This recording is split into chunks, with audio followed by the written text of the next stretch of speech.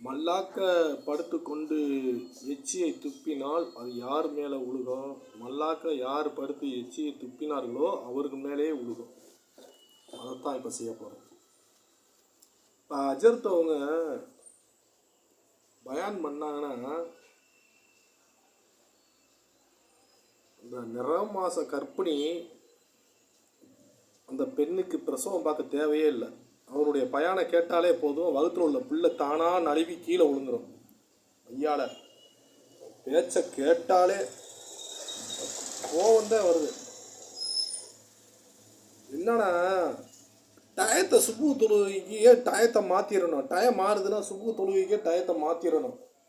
இந்த வீணா போன அஜரத்து மாறுக, இந்த சோம்பேறி பிடிச்ச அஜரத்து மாறுக இந்த டயத்தை மாற்றுறதில்ல.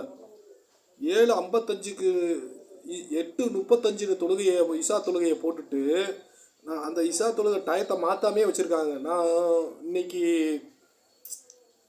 ஜும்மா தொழுகைக்கு போகையில் இசா தொழுகை 8:35 தான் போட்டிருந்துச்சு. ஆனால் நான் 8:35க்கு தான் போனேன். 8:20க்குலாம் உள்ளே போயிட்டேன். பார்க்குறேன் டயம் மாறி இருக்கு. 7:55க்குலாம் தொழுகையை முடிச்சாச்சு. தொழுகையை முடிச்சு வாயில் தட்டியாச்சு நைட்டு உணவை.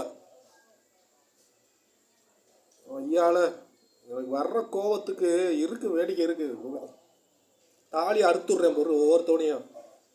ஐயால இருக்கு, வேடிக்கை இருக்கு. ஒரு நாள் இருக்குடி உங்களுக்குலாம் கச்சேரி இருக்கு.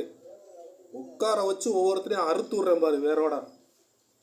நாங்கள் செய்யறடா செய்யலையா மட்டும் பாரு. மாவீரன்டா, மாவீரன். நாங்கள் செஞ்சே தீர்வேன். தப்பு பண்ணா தனக்கு செத்தாவேன்.